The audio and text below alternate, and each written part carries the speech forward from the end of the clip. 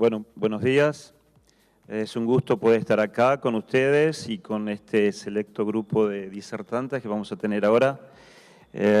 Como una pequeña introducción, quería decirles que bueno, estamos en un ambiente de que buscamos la sustentabilidad, pero evidentemente lo nuestro a lo mejor dista bastante de lo que es la realidad de nuestro país, ¿no? Si hablamos de que a lo mejor hay un 90% de siembra directa en el país, a lo mejor no creo que me equivoque demasiado si pensamos que apenas un 30%, 40% con lo sumo, estamos en un sistema sustentable, con rotación de cultivos, con fertilizaciones adecuadas.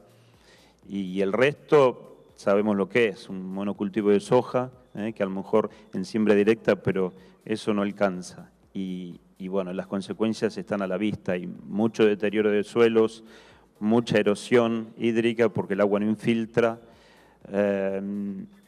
mucha caída de la materia orgánica, un gran aumento de las malezas, o sea, la curva del aumento del monocultivo de soja sigue exactamente igual a la curva del avance de las malezas resistentes, porque bueno, si no hay cobertura, ya vamos a ver con los datos que nos van a mostrar los disertantes, si no hay cobertura, las malezas aparecen mucho más fácil. Así que es un tema que nos tiene que preocupar a todos. Es un tema, y evidentemente si estamos acá es porque nos preocupa. ¿Cómo hacer para que también, de alguna manera, cuando las rentas no son como deberían ser o como esperamos que sean, cómo hacer para compatibilizar una buena renta, una renta adecuada, con un manejo sustentable de los suelos?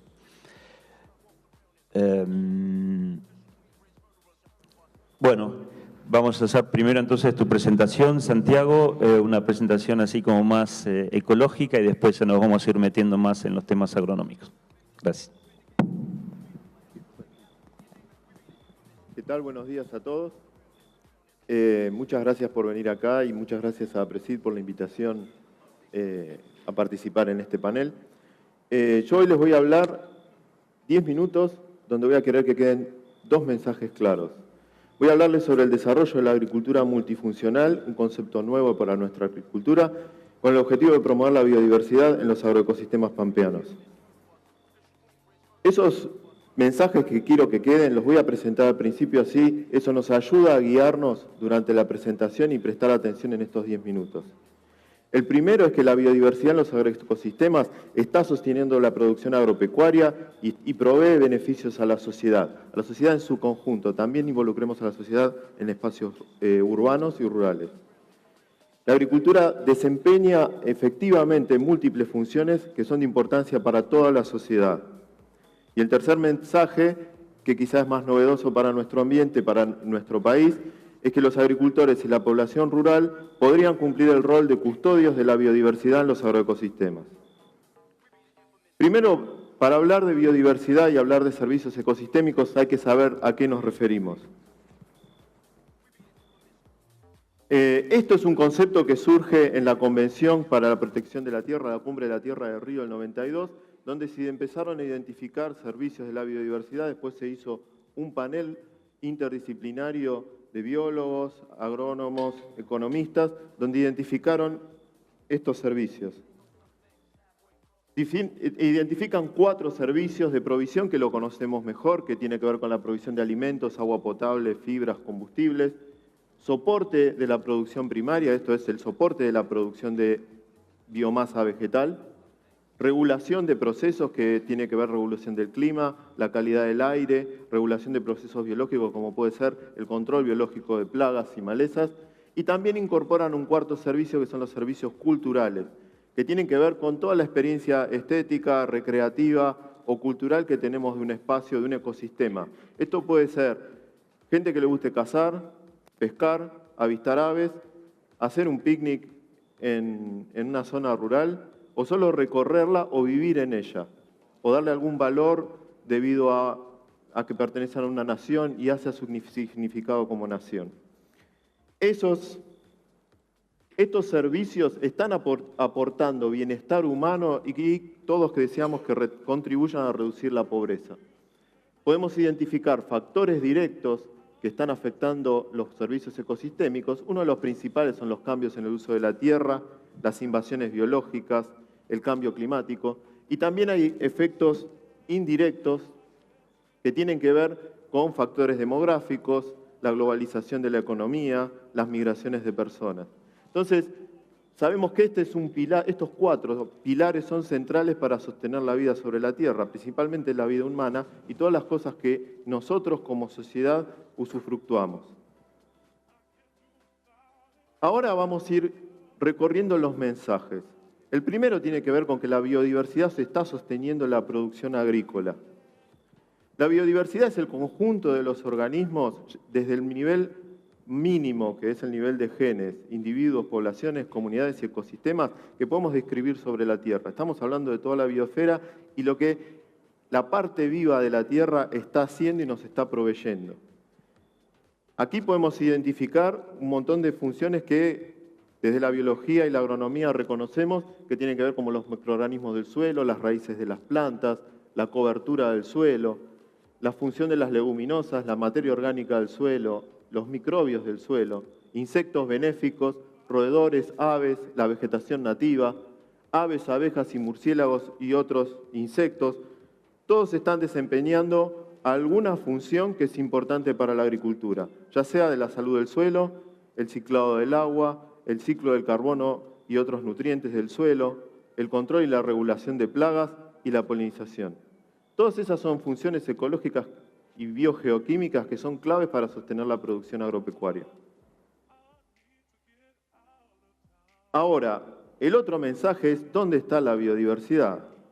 La biodiversidad está principalmente en los paisajes que son paisajes rurales que son manejados intensamente por la agricultura, está en los márgenes, está en los bordes de los cultivos, está a lo largo de los alambrados, a lo largo de los caminos, en los rincones, en las taperas, en los corrales, en las áreas peridomésticas, en todos esos espacios que no se utilizan por la agricultura.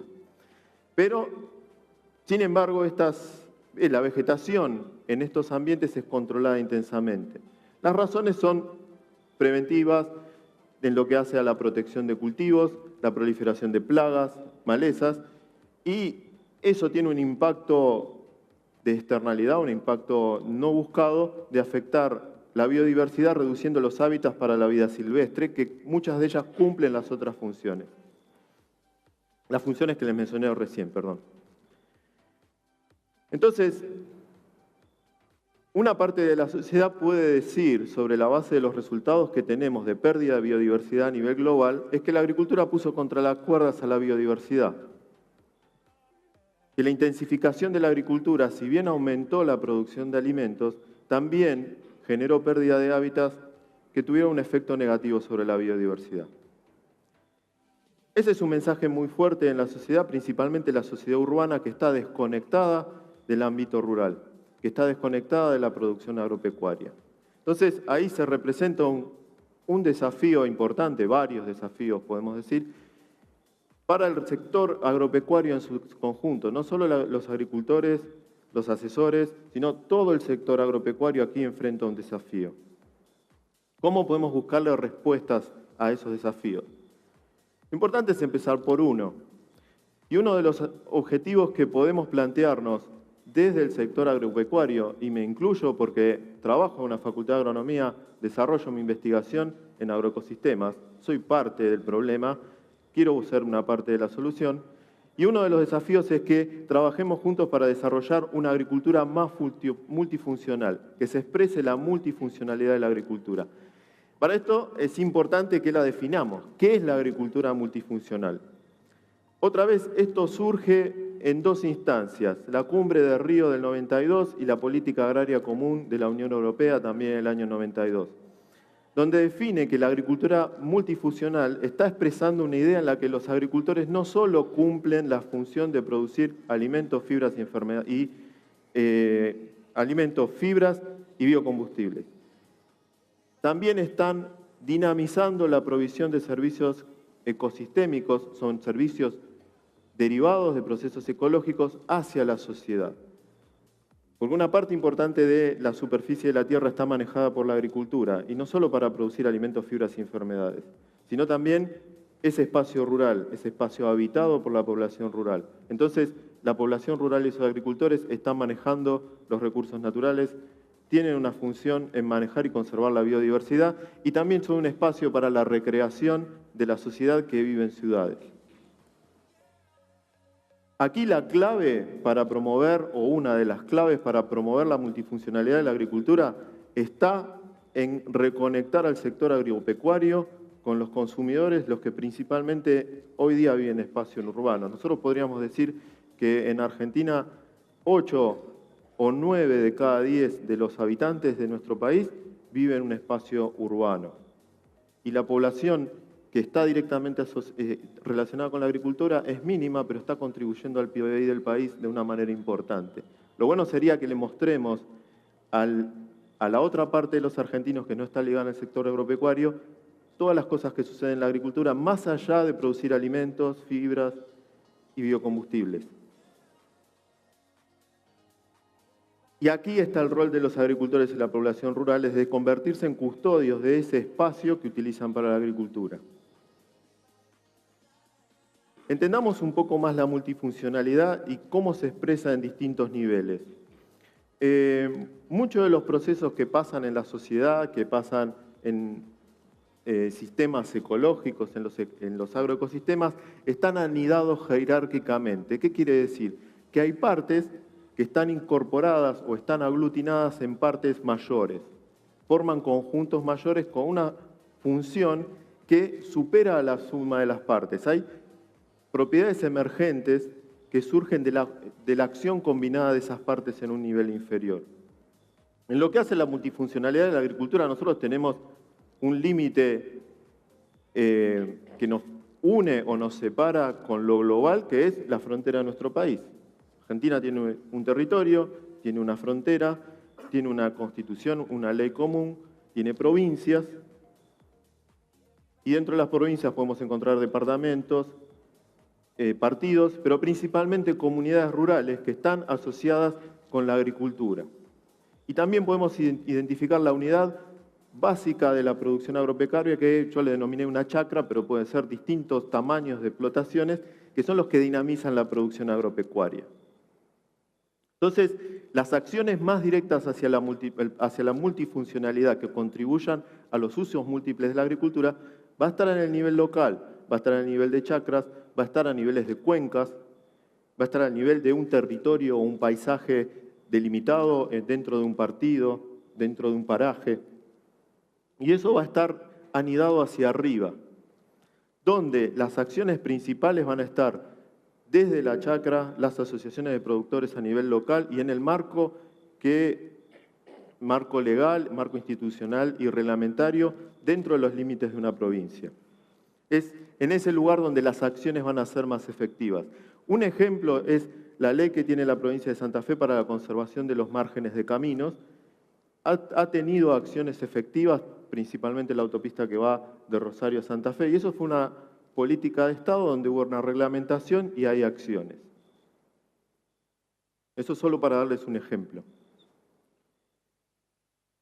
Después, tenemos que tener en cuenta los márgenes de acción de la agricultura multifuncional. Estos márgenes nos dan grados de libertad para tomar decisiones.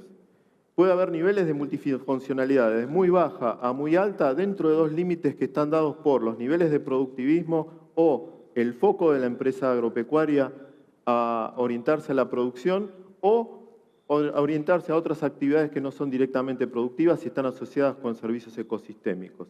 Aquí podemos ver un amplio rango de tipos de agriculturas.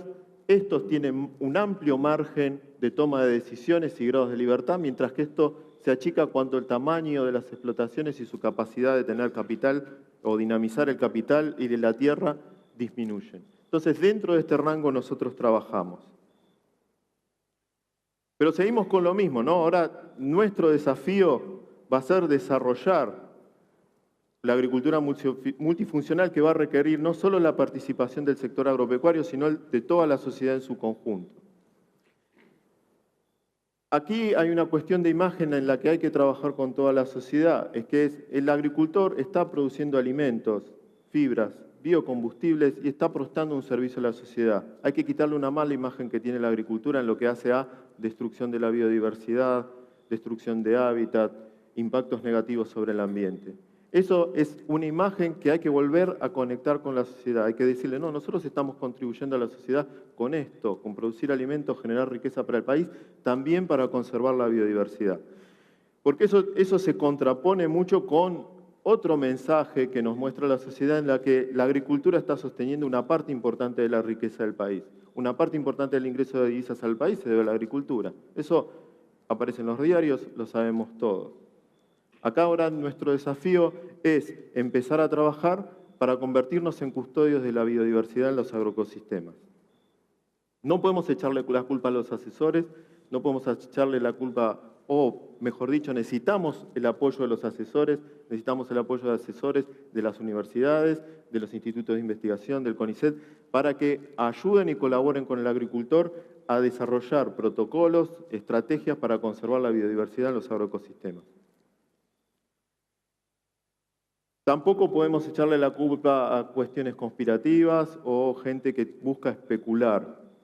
Lo que sí necesitamos es que haya, y eso tenemos derecho como ciudadanos a solicitarlos, solicitar que el Estado, solicitar que los gobiernos provinciales y nacionales legislen, reglamenten, instrumenten las medidas para conservar la biodiversidad en los agroecosistemas y también contribuyan con apoyo financiero a todas las iniciativas. Porque una de los puntos claves es cómo se puede compensar al agricultor por poner aparte una parte de su tierra con objetivos de conservación que antes se usaban con objetivos productivos. Nuestro sistema productivo no tiene sistema de subsidios. Entonces, ¿cómo se compensa al productor por esa pérdida de espacio productivo que va a destinar a un servicio de toda la sociedad? Entonces, acá se nos presentan un montón de interrogantes donde un punto clave está en desarrollar la multifuncionalidad de la agricultura y empezar a desarrollar el papel del agricultor y toda la población rural y el sector agropecuario como custodios de la biodiversidad en los agroecosistemas. Entonces, los dos mensajes finales que le quiero dejar es que los agricultores y la población rural tienen la posibilidad de desempeñar el papel de custodios de los beneficios que la sociedad recibe de la biodiversidad en los agroecosistemas. Y el segundo es que el desarrollo de la multifuncionalidad de la agricultura es central para conservar la biodiversidad en los agroecosistemas y esto requiere la participación de toda la sociedad. Les agradezco mucho por la atención.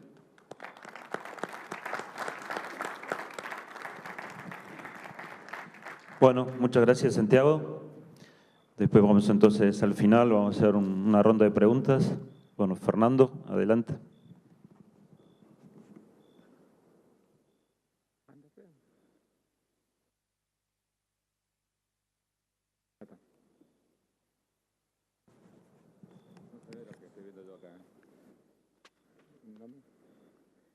Bueno, ahí está el título. Yo, siguiendo la charla que hizo Santiago acá, voy a tratar de, junto conmigo supongo, vamos a tratar de ver ejemplos prácticos de cómo meter esta historia de la biodiversidad en el sistema, cómo manejarlo esto. Y yo creo que lo que primero se nos ocurre acerca de cómo manejar esto es a través, se dice cómo mejoramos la biodiversidad, a través de cómo hacemos rotación de cultivo. Y tengamos en cuenta que la agricultura por sí sola, cualquier actividad agrícola, ganadera, tiende a disminuir la biodiversidad porque vamos a estar favoreciendo o queremos favorecer uno de los individuos de la comunidad sobre los demás, ¿no? Lo que tenemos que tratar de hacer es que este proceso sea lo menos negativo posible y que aporte algún tipo de servicio. Entonces, la rotación de los cultivos sería una forma que tenemos nosotros desde el punto de vista del manejo, como productores, como asesores, de poder manejar la biodiversidad y mejorar lo que es la biodiversidad en los agroecosistemas, ¿no? Yo acá traje esta figura para mostrar rápidamente cómo es la evolución de la biodiversidad o qué especies han dominado históricamente en los sistemas nuestros de agricultura, y desde los años 60, 70, cómo el trigo, la alfalfa de trigo, han sido las especies más dominantes dentro del sistema de producción, una cuestión que sabemos, y cómo a partir de los 90, con todo el paquete que vino de soja, pasó a ser la especie más dominante, y si vemos acá, si bien el número total de cultivos parecería mantenido constante, el número de cultivos que podemos... ¿Ahora escuchamos mejor? Estaba hablando nadie. Bueno, pero se entiende la figura, más o menos. los primeros años, hasta el de los 90, la soja pasa a ser el cultivo que domina los sistemas. Y cuando nosotros relacionamos el número de especies que tenemos por la superficie, vemos que nuestra biodiversidad va disminuyendo. Esto es gráficamente mostrar lo que vemos en algún mapa o lo que vemos normalmente de lo que pasa realmente en los sistemas de producción nuestros. Entonces estamos en contra, estamos para atrás con la biodiversidad y desde el punto de vista de los cultivos que estamos haciendo, seguramente que sí. Yo le pongo acá un marco, esto lo presenté en un taller hace poquito, acerca de qué es lo que es la intensificación sustentable, lo que nosotros consideramos. Estos conceptos de la intensificación sustentable cambian de nombre, pero básicamente es sacar ese concepto de intensificación de solamente producir, sino que nosotros estamos tratando de producir y al mismo tiempo tenemos que generar como ciertos servicios ecosistémicos para poder mejorar la funcionalidad de los sistemas, en donde nos interesa, evidentemente, por ahí el objetivo principal nuestro es poder incrementar la producción, pero tenemos que nosotros al mismo tiempo hacer un uso eficiente de los recursos, los insumos, tenemos que mantener nuestros recursos naturales, agua, suelo, básicamente, atmósfera, tenemos que buscar formas de mantener o incrementar la biodiversidad que tenemos, aún teniendo pocos cultivos. Tenemos procesos y tenemos preguntas acerca de la sociedad urbana, acerca de qué es lo que estamos haciendo con la agricultura, si estamos contaminando o no. Entonces, sacar esto solamente como la producción y meter un montón de variables sociales también, el valor agregado a la producción, y todo eso junto hace que nosotros tengamos que empezar a pensar en algo más equilibrado o pensar que no solamente la producción es lo único que tenemos que sacar los lotes. Y bueno, vamos a discutir en un montón de esto. Pero me parece que es un marco como para poder empezar a discutir y a ver cómo podemos encarar la biodiversidad. Y como dijo recién, las rotaciones de cultivo nos deben asegurar la provisión de una diversidad de servicios ecosistémicos, en los cuales la producción de alimentos, agua, alimentos, biocombustibles, fibra, es uno de ellos, ¿no? Rápido paso esto porque Santiago ya dijo algo, por suerte, así puedo aprovechar. Tenemos 4 servicios ecosistémicos, que son aquellos beneficios que la humanidad recibe de los ecosistemas. Tenemos los de provisión, los de regulación, los culturales y los de soporte. Provisión sería la producción que sacamos, la regulación son todos los que regula la biodiversidad, la contaminación, etc. Y todo lo que tenga que ver con lo cultural, lo que represente para mí un lote, por ejemplo, o un suelo determinado. Si quieren hacer, nosotros lo que buscamos generalmente para poder caracterizar esos servicios ecosistémicos son indicadores. Yo acá les muestro algunos indicadores que por ahí estamos más asociados a nosotros, que son los indicadores suelo. Lo que les pongo acá arriba son cuáles son los servicios de provisión que podemos tener, que son los que ya conocemos, pero puede ser también el agua, que nosotros queremos como agua fresca. Pero fíjense que tenemos una serie de indicadores de suelo que nos pueden estar indicando sobre cuál es el más importante dentro de la provisión de esos servicios agroecosistémicos de provisión. Pero a su vez tenemos los servicios de regulación, que son importantes porque son los que vean cómo funciona el agroecosistema. Y vemos que la materia orgánica, textura, profundidad, hay una serie de indicadores que llamamos indicadores de la calidad del suelo, que son los que nosotros usamos para poder caracterizar y poder saber sobre qué servicios ecosistémicos estamos trabajando. Estamos entonces ya más allá, y cuando nosotros sacamos una muestra de suelo en el lote, en el campo de producción, no estamos solamente haciendo un diagnóstico de cuánto tenemos que aplicar de fertilizante, sino que también lo que nosotros estamos haciendo es caracterizando y dando un marco a dónde estoy parado desde el punto de vista de la provisión de un servicio ecosistémico. Y fíjense que lo que les puse acá no son cosas que no medimos, son cosas que generalmente vamos al campo, lo podemos llegar a tener en cualquier laboratorio. O sea que me parece que es darle un marco al pensamiento, a la planilla que tengo yo guardada y poder decir para qué más me sirve la información que yo estoy sacando de algún lote. Los servicios culturales, por ejemplo. Ahora, ¿qué herramientas tenemos nosotros para poder evaluar el impacto de las rotaciones, que es lo que yo voy a charlar un poco en estos servicios ecosistémicos? Yo les voy a mostrar una aproximación, hay varias aproximaciones, podemos agarrar el análisis de un montón de información que tenemos, el Big Data que se llama, que es información que se recoge. Yo la aproximación que les voy a mostrar acá, que es la que por ahí nosotros tenemos el INTA un poco más desarrollada, es a través de ensayos de larga duración. Los ensayos de larga duración son ensayos en los cuales se plantean ciertos objetivos, por ejemplo, ver qué es el efecto de una rotación, de una secuencia, de una fertilización y ver qué es lo que ocurre en el largo plazo. Evidentemente no estamos buscando resultados en el corto plazo, sino ver qué es lo que está pasando más allá de un horizonte temporal. Yo les quería mostrar esto para que tengan, en el INTA tenemos aproximadamente 54 ensayos de larga duración que están desparramados en diferentes sistemas, evaluando diferentes sistemas de producción, con diferentes condiciones ambientales.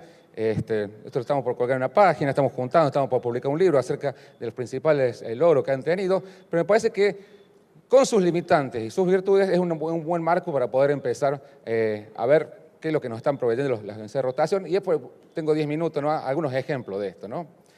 Si nosotros dentro de este marco de intensificación sustentable, uno de los objetivos es incrementar la producción, acá les muestro un ensayo de, por ejemplo, Intamar Juárez, resultado de promedio de 5 años, cómo es el monocultivo de soja cuando está en rotación con gramínea, vemos cuando ponemos sorgo soja, el rendimiento de la soja aumenta. O sea, la rotación tiene un efecto positivo sobre lo que son. Este es un ejemplo de muchos ejemplos que tenemos de esto, que nos muestra el efecto de una gramínea o de poder diversificar un poco las especies sobre una especie objetivo que sería el rendimiento del cultivo de soja.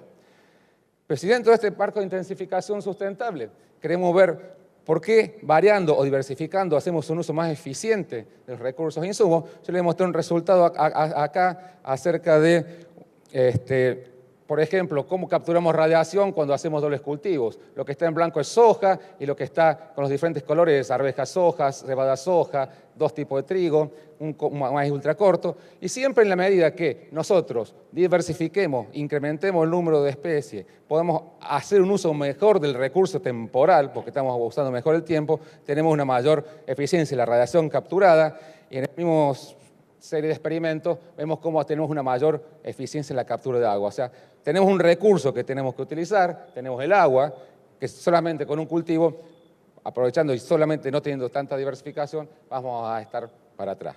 ¿Estamos? Entonces, con las rotaciones también podemos aumentar y incrementar la diversidad.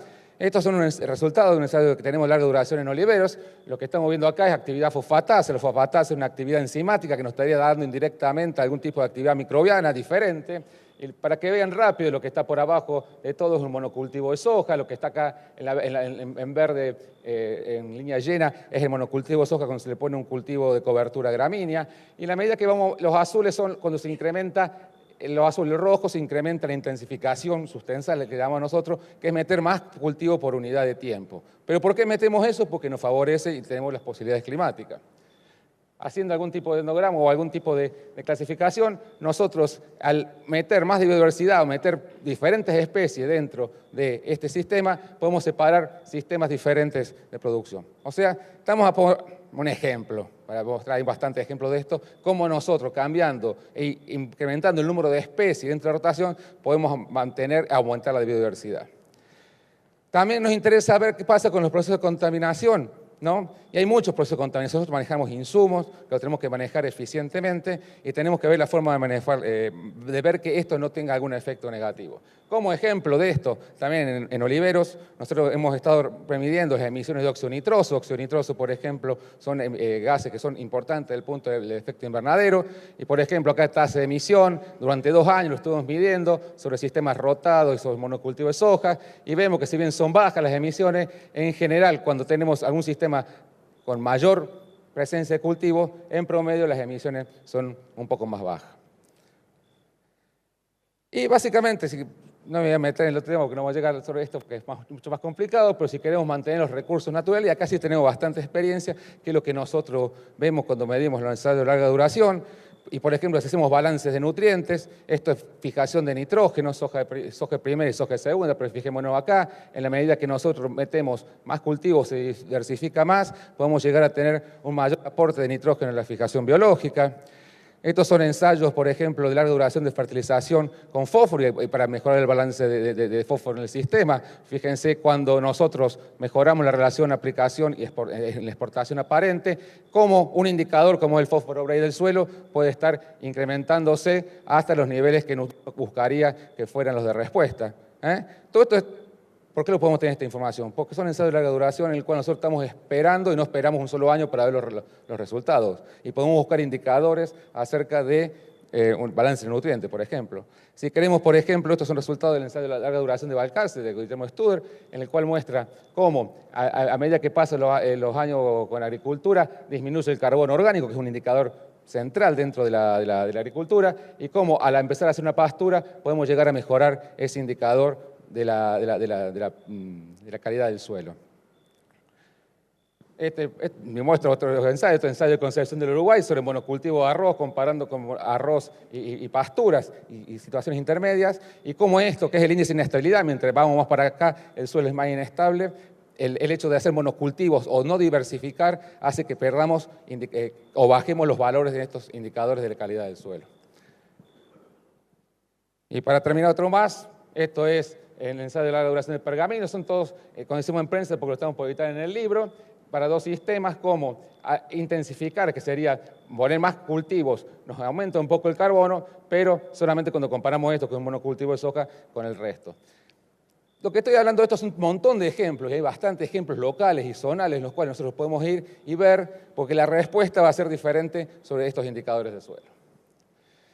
Ahora, ¿qué tenemos que tener en cuenta para pensar una nueva rotación? ¿O cómo meter un cultivo? Si tenemos un monocultivo de soja, ¿qué metemos de nuevo? Y hay varias experiencias acerca de esto. Si tenemos un sistema, el cultivo actual, que es el que estamos trabajando, y queremos meter un nuevo cultivo, uno nuevo, uno cualquiera, uno que se le ocurre, alguno que aparece, primero tenemos que fijarnos, y esto es esencial, cuál es la oferta de recursos que yo tengo. Si me alcanza el agua, si la luz la tengo suficiente, si los nutrientes, en qué sistema estoy metiendo. Después, si tiene mercados actuales o no. ¿Quiénes hicieron garbanzo hace un par de años acá en la zona pampeana? Lo metieron y me parece que muchos fracasaron bastante porque las condiciones ambientales no eran básicamente las para poder desarrollar un cultivo de garbanzo. Y básicamente, si mi objetivo de poner un nuevo cultivo es hacer un servicio, incorporar servicios ecosistémicos, o sea, si voy a poner un cultivo de cobertura, una leguminosa, una gramínea, ¿para qué lo estoy haciendo? Lo que uno puede hacer después, una vez que uno define ese nuevo cultivo que lo quiere meter porque cumple con alguno de estos objetivos, hay que ver qué arreglo temporal espacial, cómo lo metemos dentro del sistema de producción. A ver si no nos está, al meter uno no nos está molestando a la cosecha del siguiente. Y por ejemplo, un ejemplo práctico para traerle, es cuando metimos el maíz tardío o los maíces de segunda en los sistemas. Todo funcionaba bien hasta el maíz tardío, y después, ¿qué hacemos después? ¿Cómo controlamos maleza, etcétera? Hay que pensar un poquito más en largo.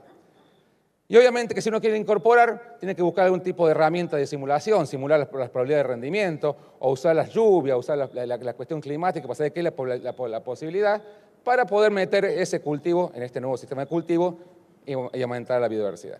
Bueno, esto es un resumen rápido de lo que uno haría, y me parece que es un esquema y una guía como para poder ir viendo esta historia de ir metiendo cosas nuevas. Entonces, en resumen,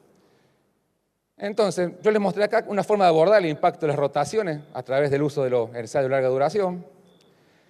A nosotros los ensayos de larga duración son importantes porque nos generan información sobre qué es el rendimiento que podemos alcanzar, la capacidad de poder intensificar un sistema, la respuesta que tiene sobre algunos indicadores, la respuesta a los insumos se podemos evaluar en larga duración, sobre todo, por ejemplo, que son nutrientes de baja movilidad.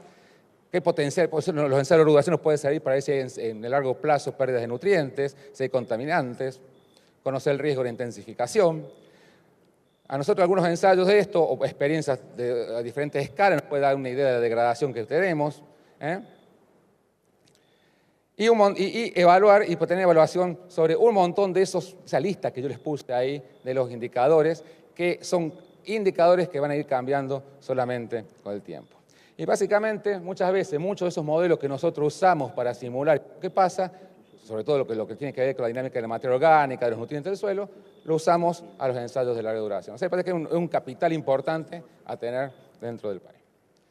Entonces, no nos olvidemos de este marco y siempre nos acordemos que cuando nosotros tenemos un montón de objetivos acá, y evidentemente no vamos a maximizar todos, pero tenemos que tratar de buscar un trade-off, que es una palabra que en inglés es muy difícil traducir al español, y le podemos decir una solución de compromiso. O sea, por ahí tenemos que bajar un poquito esto para mejorar esto, y si quiero mejorar un indicador, algún año o dentro del periodo poder compensar y ver hacia dónde voy. O sea, no maximizar cada uno, porque evidentemente no podemos maximizar a todos al mismo tiempo.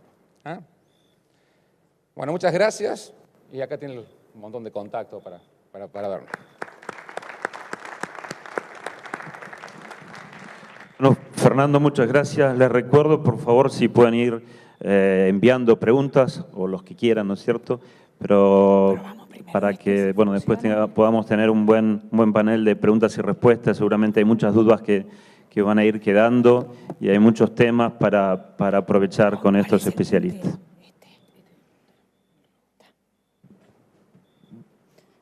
Bueno, buen día a todos. Agradezco a Presid la oportunidad de poder mostrar, así como Fernando les contó algunas cuestiones que estamos desarrollando en el INTA referido a rotaciones. La idea es complementar con mi charla y contarles las experiencias que estamos teniendo en distintas regiones del país con los cultivos de cobertura y qué es lo que están aportando esos cultivos de cobertura a la diversidad de los sistemas. Entonces, bueno, la idea un poco es contarle en qué contexto se están desarrollando los cultivos de cobertura y en qué medida pueden llegar a contribuir o a intensificar las actuales secuencias de cultivos. Los cultivos de cobertura, muchos sabemos que empezaron a difundirse en el país a finales de la década del 90, principios del 2000, y la principal preocupación que teníamos en ese momento, tal como mostró hoy en el slide Fernando, era el avance vertiginoso que tenía el cultivo de soja en todas las secuencias. Entonces, teniendo en cuenta que el cultivo de soja es un cultivo que tiene bajo aportes de residuos, que esos residuos tienen una baja relación carbono-nitrógeno, nosotros apuntábamos con los cultivos de cobertura con el objetivo de cubrir los suelos y pensando en el largo plazo en lo que era la materia orgánica y tratar de conservar esa materia orgánica.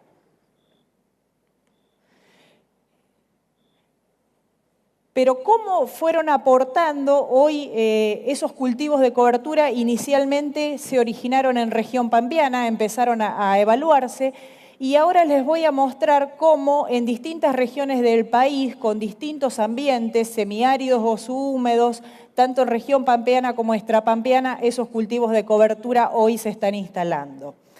Sin embargo, cultivos de cobertura hay muchos, manejo de los cultivos de cobertura también, y no hay recetas, sino tenemos que ir adaptando a distintas regiones qué cultivo de cobertura y en qué secuencia de cultivos lo voy a poner. Si estoy hablando en muchos casos, nosotros estamos teniendo monocultivos de soja, pero también hay distintos planteos donde hay rotación de cultivos y los cultivos de cobertura igualmente están entrando en esas secuencias para cumplir con un determinado objetivo. Entonces, el servicio ecosistémico que se va a lograr de esos cultivos de cobertura va a depender de la secuencia en la que se estén metiendo, del tipo de especie, ya sean gramíneas, leguminosas, ahora vamos a ver cuáles son, y del manejo que hagamos de los mismos. Los primeros cultivos de cobertura que se empezaron a evaluar fueron las gramíneas. Ahí yo les muestro hoy el listado de algunas de las especies que se están evaluando en el país y primeramente estoy mostrando el centeno y la avena porque son los cultivos que tienen una mayor, podríamos decir, cobertura en distintos ambientes. Sin embargo, hay muchas experiencias de cultivos de cobertura como trigo, ryegrass, cebada, triticale, incluso hasta el tricepiro, que es una especie de un cultivo invernal de ciclo mucho más largo, para algunas cuestiones o algunas secuencias de cultivo también está dando muy buenos resultados. Ahí les muestro fotos de diferentes regiones del país. Hacia la izquierda estoy mostrando algunas secuencias que vienen después de algodón o después de soja y como precursores de algodón. La gente de Las Breñas en el Chaco y también de Sáenz Peña están trabajando en este tema y se están evaluando diferentes especies. Fíjense en la figura de abajo que nosotros tenemos evaluando diferentes especies de gramíneas y sembradas a igualdad fecha de siembra, nosotros tenemos especies que aportan diferente cantidad de materia seca y además diferentes ciclos. Tenemos una avena, un centeno que muchas veces son de ciclos más cortos y permiten ser secados con mucha anticipación y después tenemos especies más largas como puede ser el triticale o el tricepiro, que necesitan desarrollar durante más días para lograr una buena acumulación de materia seca. A la derecha, lo mismo, también tenemos diferentes especies evaluadas. Esto es en la zona de Ameguino, en la provincia de Buenos Aires, donde evaluábamos especies de centeno muy adaptadas y con muy buenos resultados en nuestra región, porque es una especie que tiene rápido crecimiento inicial y una alta eficiencia del uso del agua. y alguna especie como reygras que tiene un crecimiento mucho más lento y un ciclo mucho más largo. ¿Qué pasa? Si yo lo estoy pensando desde el uso eficiente del agua, en ese momento nosotros pensamos el centeno era la mejor alternativa porque era el que cumplía su ciclo en el menor tiempo posible y el que gastaba menos agua para producir materia seca. Hoy, en los actuales sistemas de producción donde estamos teniendo exceso hídrico, tal vez la cuestión sea al revés. Manejo el cultivo de cobertura buscando una especie que sea ineficiente en el uso del agua y trate de consumirme lo más posible. En estos ambientes de ameguino, el reygras era una especie que hacia el final de la primavera tenía un muy buen consumo de agua y contribuía a deprimir las napas. Y también estamos evaluando que dentro de cada especie de cultivo de cobertura hay diferentes ciclos. Entonces, fíjense, esto es en Intendente Alvear, La Pampa, 2 centenos con diferentes ciclos de producción pueden cubrir objetivos diferentes.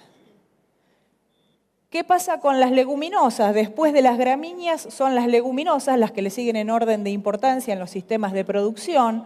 La mayor parte de la información está generada sobre Vicia villosa y Vicia sativa, pero también acá yo les muestro, como en el caso de esta foto que está acá en la izquierda, hay algunas nuevas especies que ayer vimos en los paneles de Uruguay y Brasil, están muy difundidas en sus sistemas de producción y que hoy se están evaluando también en los sistemas productivos, acá el caso de un productor, de Sandro Raspo, en la zona de Ameguino.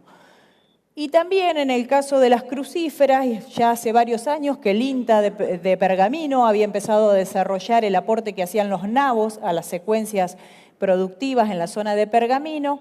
Hay otras especies como las colzas, los tillage, que también se están empezando a evaluar y acá tenemos otro ensayo también en la zona de General Villegas donde estamos mostrando un cultivo de cobertura de nabo y estamos haciendo una evaluación que después les voy a mostrar de cómo ingresa el agua en estos sistemas productivos. Y otra foto de Melilotus en Las Breñas como antecesor, en este caso se está evaluando de cultivos de maíz y de soja. Y después también ayer se habló mucho en los paneles y hay mucha información internacional que está apuntando a mezclas de cultivos de cobertura. Inicialmente nosotros las mezclas más difundidas eran las de gramíneas más leguminosas, generalmente centenos, avenas, más alguna vicia, pero también están empezando a haber algunas experiencias de muchas especies. Fíjense en estos gráficos, acá tenemos gramíneas, tenemos colza, hay vicia que acá no se ve, y esto es una palada, es un metro de suelo con una multiespecie, donde en este caso se está probando lino, un nabo, vicias, trébol persa y gramíneas. Bueno, de esto creo que todavía tenemos mucho para recorrer. Vimos ayer resultados muy interesantes en otros países de estas multiespecies y tenemos que ver en nuestros sistemas productivos a ver cómo encajan y qué beneficios le aportan cada una de esas especies. Y ahora sí me voy a centrar, hoy los cultivos de cobertura sabemos que aportan más de 20 beneficios a nuestros actuales sistemas de producción. Por el tiempo que tengo es imposible que les pueda mostrar todos, pero les voy a mostrar algunas cuestiones prácticas de algunos beneficios que son muy importantes en algunas regiones. Por ejemplo, esto es en la zona del sur de Córdoba y también se da bastante en la provincia de San Luis, en secuencias que o pueden tener soja o, en este caso, esto es maní.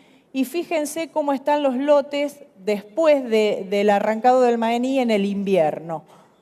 La erosión eólica es terrible, esto se está viendo muy frecuente. Y fíjense acá hacia la izquierda hay un cultivo de cobertura de centeno y el panorama es totalmente distinto. Tal vez, porque estos son ambientes semiáridos, la producción de esos cultivos de cobertura sea inferior a lo que estamos viendo en otras regiones, pero es lo suficiente para frenar la erosión. Estos son datos del ingeniero Colazo, del INTA de Mercedes y de Vicondo, donde muestran en suelos arenosos de más de 80% de arena que el porcentaje de erosión relativa de esos ambientes durante el invierno es de alrededor del 80%, y en la medida que avanza la primavera y los cultivos de cobertura desarrollan, esa erosión relativa la disminuyen a un 30%. Es decir, se está disminuyendo 3 veces la erosión en esos ambientes.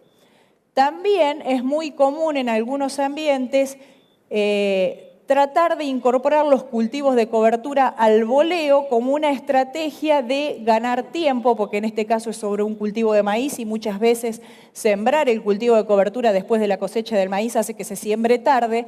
Entonces hay resultados exitosos de muchos productores que lo hacen con siembras aéreas al boleo, donde ya establecen el cultivo de cobertura y después de la cosecha ese cultivo de cobertura cumple la función de retener los rastrojos y que no tengamos también voladuras de rastrojo en estos ambientes. También tenemos mucha información a nivel país de qué efecto están produciendo los cultivos de cobertura en la infiltración del agua del suelo. Ahí yo les muestro arriba, Este es el aparatito, son infiltrómetros donde nosotros evaluamos cuánta agua ingresa en el suelo en un determinado tiempo, y le estoy mostrando resultados de 15 ensayos desarrollados en distintos ambientes: provincia de Córdoba, Santa Fe, Buenos Aires, San Luis, Santiago del Estero, Córdoba, Buenos Aires. Y en esta gráfica le estoy mostrando el porcentaje de mejora que tenemos en la infiltración de los suelos usando cultivos de cobertura versus sistemas de monocultivo.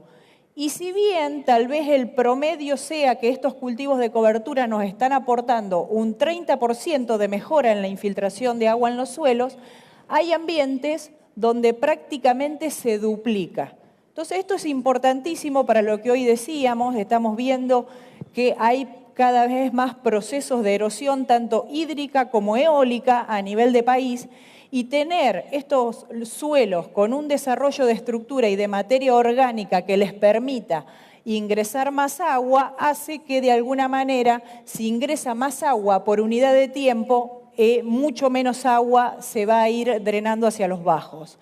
Y acá les muestro, son experimentos del nabo que les mostré hoy la foto. Estamos comparando monocultivo de soja, cultivo de cobertura de centeno, cultivo de cobertura nabo, y fíjense en infiltración acumulada, el nabo con este sistema de desarrollo radicular que va rompiendo y haciendo grietas en el suelo, cómo ha mejorado la infiltración en esta medición.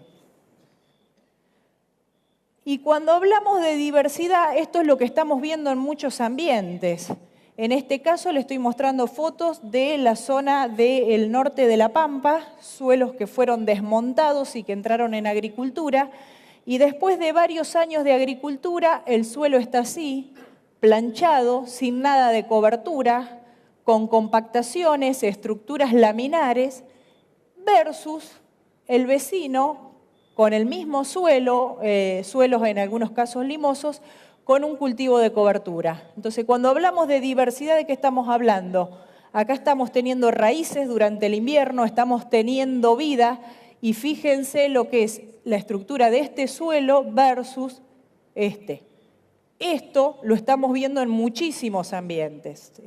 Una recomendación: agarremos una pala, saquemos, esto es una palada simplemente, y veamos cómo están nuestros suelos, y nos estamos encontrando en muchos casos con suelos que tienen alta intensidad de soja, de girasol o en algunos casos de algodón con este tipo de estructuras. Y una de las principales condicionantes cuando nosotros empezamos con la práctica de cultivo de cobertura es: vamos a poner un cultivo que gaste agua, que no lo voy a cosechar, y que eso me pueda llegar a comprometer al cultivo que sigue en la rotación. Ensayos hay muchísimos a nivel de país donde se ha evaluado cuánta agua consumen esos cultivos de cobertura. Esos valores que yo les muestro arriba es lo que se ha medido en algunos ensayos. En algunos ensayos los cultivos de cobertura han consumido menos de 100 milímetros durante su ciclo de producción, y esto se da muy común en ambientes semiáridos, donde además generalmente en el invierno llueve muy poco, y en ambientes húmedos a veces han consumido entre 300 y 400 milímetros. ¿Eso qué significa? ¿Que cuando yo voy a sembrar mi soja o mi maíz después del cultivo de cobertura voy a tener 200 milímetros menos? No. Muchas veces nos sucede lo que pasa en estos dos slides. Acá yo le estoy mostrando en General Villegas un cultivo de cobertura triticale que después va soja. Si el cultivo de cobertura lo sequé en macollaje o en encañazón, tengo a la siembra de soja el mismo agua que si hubiese hecho barbecho. Por supuesto que si el cultivo de cobertura lo seco una semana antes de sembrar la soja, voy a tener el perfil más seco. Y en el otro extremo le muestro algunos datos de las breñas Chaco, donde hoy les mostré que se está evaluando melilotus, avenas, y estos son los suelos sin cultivos de cobertura. Y fíjense particularmente en este año, a la siembra de cultivos de verano, prácticamente todos los perfiles tenían la misma humedad o incluso sobre cultivos de cobertura había más agua. Entonces, ¿qué está pasando?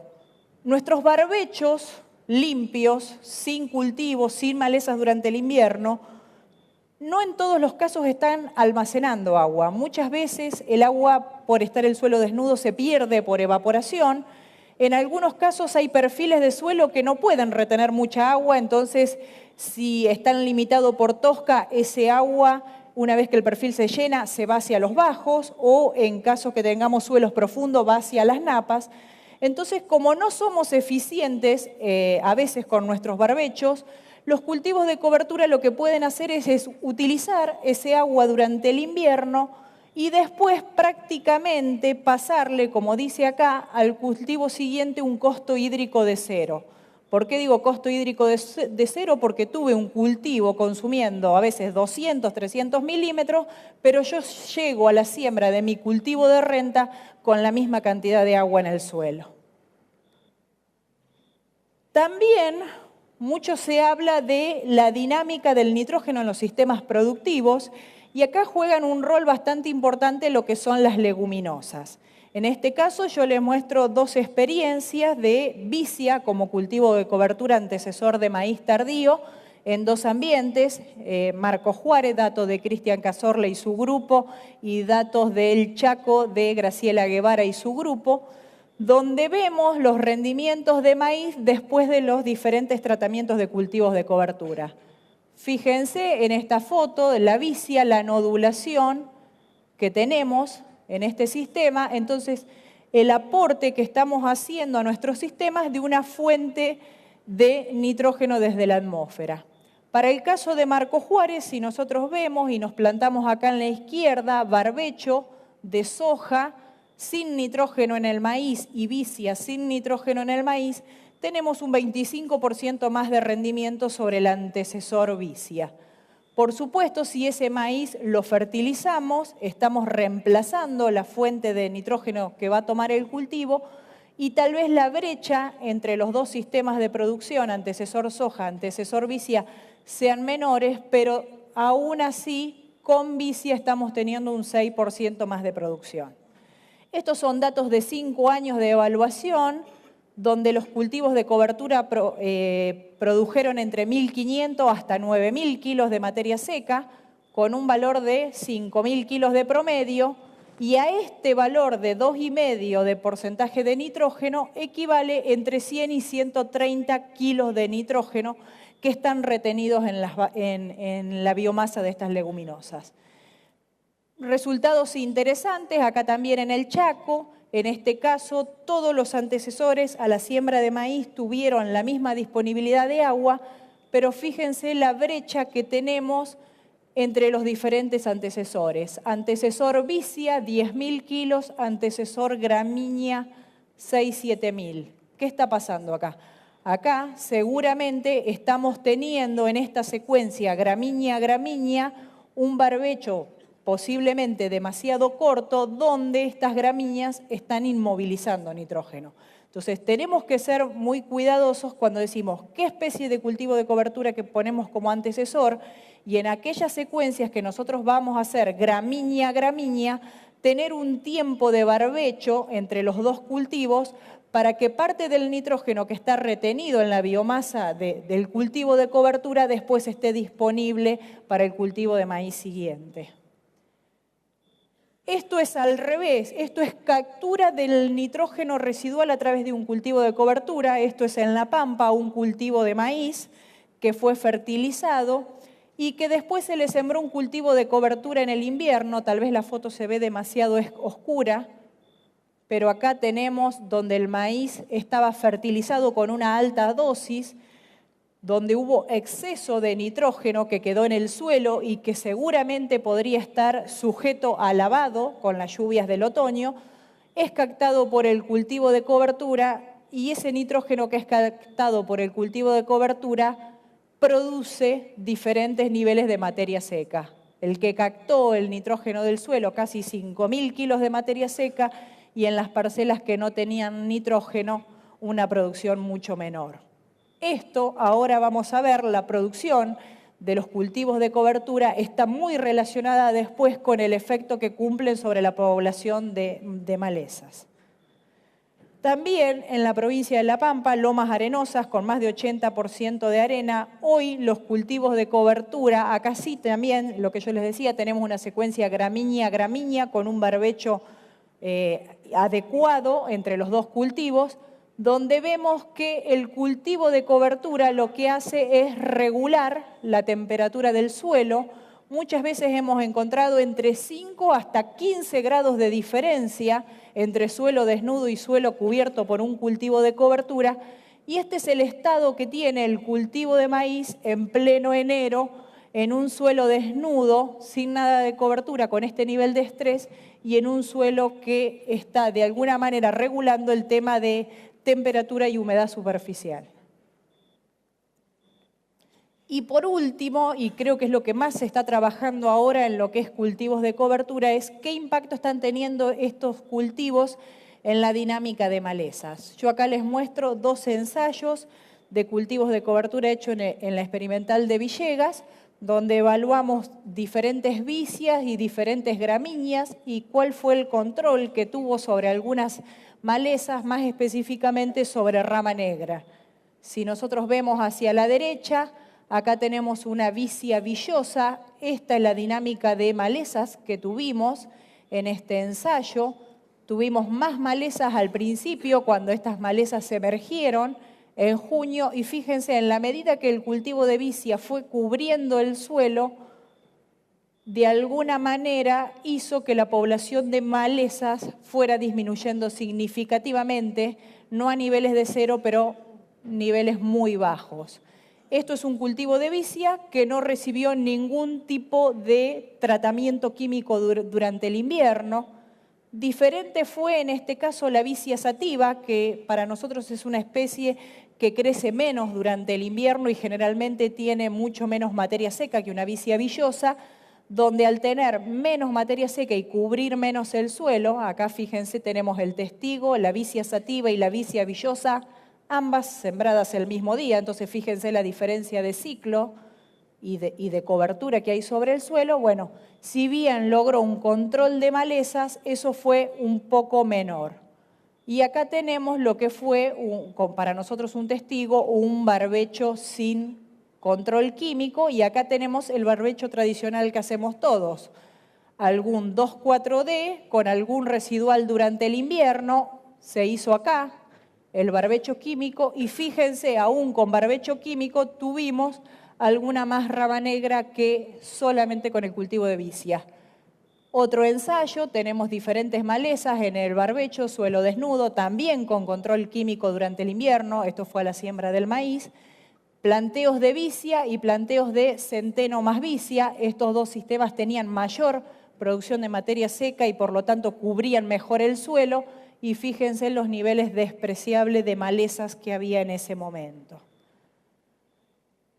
Y también, esto es una tecnología que se está empezando a evaluar bastante, ¿qué pasa con el control mecánico de los cultivos de cobertura? Es decir, estar sembrando un cultivo de cobertura y no tener que matarlo con algún producto químico, sino hacerlo en forma cultural a través del rolo. Estos son datos de Tomás Baigorria de la experimental de Marco Juárez, donde una vez que el cultivo de cobertura ya está encañado en estados avanzados, perdón, ¿qué pasó? Se pasa ese rolo y el cultivo de cobertura en pocos días muere. Y esta es la dinámica de malezas. Si nosotros acá tenemos centeno rolado, 0 malezas, más malezas aún con aplicación de residuales y después algunas mediciones hechas en R2 de soja, también el centeno rolado está mostrando un efecto residual al estar acostado sobre el suelo e interfiriendo en la emergencia de malezas. Y en la izquierda tenemos otro ensayo evaluando triticale como cultivo de cobertura. Son 2 triticales, Espinillo y Yagán, 2 fechas de siembra, y estas son la cantidad de productos químicos que se usaron en los distintos tratamientos. Estos son los productos que se usaron en el barbecho tradicional, presiembra de soja, a la siembra de soja y después en soja en B3, y en los sistemas de cultivos de cobertura no tuvieron ninguna aplicación durante su ciclo de producción, después fueron rolados, por lo tanto se quemaron de manera cultural y solamente recibieron una aplicación en estado de B3 en algunos casos. Y por último, como para cerrar, yo les conté, nuestra principal preocupación allá por el 2000 era tratar de preservar la materia orgánica de los suelos. Entonces estos son resultados de ensayos de larga duración del INTA de General Villegas a la izquierda y a la derecha del experimental de Pergamino de Silvina Restovich y su grupo, donde muestran que el efecto acumulado de hacer durante muchos años cultivos de cobertura mejora, como vemos en el gráfico de arriba, el nivel de carbono orgánico total del suelo, pero de mayor magnitud está modificando lo que se llama el carbono orgánico particulado o la fracción gruesa, es decir, la materia orgánica que se forma más fácilmente a través de los residuos. Por supuesto, un cultivo de cobertura que se hace una sola vez y tal vez se discontinúa y seguimos haciendo monocultivo de soja, no vamos a lograr estos cambios. Estos cambios se logran después de muchos años, es decir, perder materia orgánica es muy fácil, sobre todo cuando estamos teniendo procesos de erosión eólica, se pierde muy rápidamente materia orgánica en nuestros sistemas, pero ganar materia orgánica muchas veces cuesta muchos años.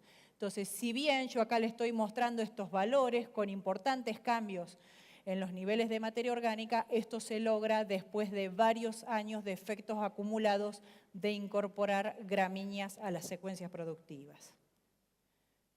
Y por último, a modo de cierre, hoy información hay muchísima sobre cultivos de cobertura, por eso era la idea de mostrarle diferentes regiones del país para que vean dónde se puede acceder a esa información. Y la idea es, acá no hay recetas. Acá tenemos, a la hora de establecer un cultivo de cobertura, nosotros tenemos que preguntarnos para qué lo vamos a hacer y dónde lo vamos a hacer, para ver cómo lo puedo insertar en las secuencias, porque un cultivo mal manejado puede afectar negativamente al cultivo que le sigue. Entonces, hoy también recién lo acaba de decir Fernando, muchas veces nosotros tenemos situaciones de compromiso. No podemos pedirle a nuestras secuencias que cumplan con todos los objetivos o a los cultivos de cobertura que cumplan con todos los objetivos, que frenen la erosión, que aporten materia orgánica, mejoren infiltración, controlen maleza, gasten poca agua. Todo a la vez no se le puede pedir a los cultivos de cobertura. Entonces tenemos que ver en nuestros sistemas de producción cuál es nuestro principal problema para ahí sí ver qué especie selecciono y cómo la voy a manejar. Porque ahí yo les puse muchas veces más materia seca, se me va. Muchas veces cuando yo apunto a lograr más materia seca en un cultivo de cobertura, estoy prolongando su ciclo de producción, muchas veces consumo más agua, capturo más nitrógeno en la biomasa, pero si no tengo un barbecho adecuado, eso después puede afectar la dinámica de nitrógeno del cultivo que le sigue, sobre todo si es una gramínea. Entonces, todo no le podemos pedir, tenemos que priorizar cuál es nuestro principal problema dentro de nuestra secuencia, dentro de nuestras explotaciones, y ahí ver qué cultivo de cobertura voy a poner. Y después, un poco en relación a todo lo que se habló, los cultivos de cobertura no van a ser las soluciones a todos nuestros problemas, tenemos muchos beneficios, pero es una herramienta más. Esta herramienta tiene que ser complementada con una adecuada rotación de cultivos. Es decir, no podemos pretender de quedarnos con después pasar del monocultivo de soja al cultivo de cobertura soja. Entonces, tenemos que ver, si bien el aporte que hacen a muchas de las propiedades son muy importantes, ver cómo volvemos un poquito a meter el resto de los cultivos en la secuencia y tratar de hacer una agricultura más sustentable. Bueno, muchísimas gracias por la atención. Bueno, muchas gracias, Miriam. Evidentemente no tenemos tiempo para más preguntas, pero me quedo con uno de los últimos conceptos que dijiste. Destruir es fácil, construir es más complicado. Bueno, en eso tenemos que estar involucrados todos como para de alguna manera dejar unos suelos en condiciones más sustentables, por lo menos de lo que los tenemos en este momento. Gracias y hasta la próxima. Y ustedes van a estar por acá para contestar preguntas, ¿no es cierto? Ahora lamentablemente se tienen que dar acá a recibir toda la gente. Bueno, un aplauso nuevamente para